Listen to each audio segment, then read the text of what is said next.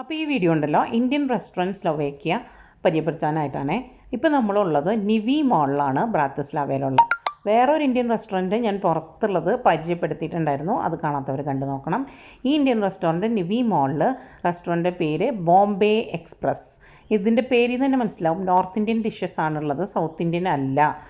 മസാല ദോശയും സാധനങ്ങളൊന്നും കിട്ടില്ല കേട്ടോ.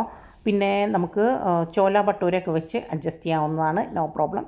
അപ്പോൾ ഇതിങ്ങോട്ട് മോളിൽ കയറി വരുമ്പോൾ തന്നെ കാണാവുന്നതാണ്.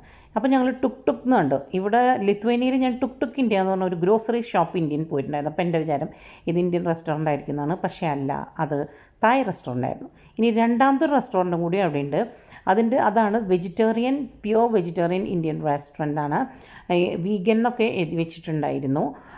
ഇവിടെ സൗത്ത് ഇന്ത്യൻ താലി പോലത്തെ റൈസിൻ്റെ ഡിഷസൊക്കെ ഞാൻ കണ്ടു. എന്നാലും ഇവിടെയും മസാല ദോശയും കാര്യങ്ങളും ഒന്നും ഇല്ല കേട്ടോ.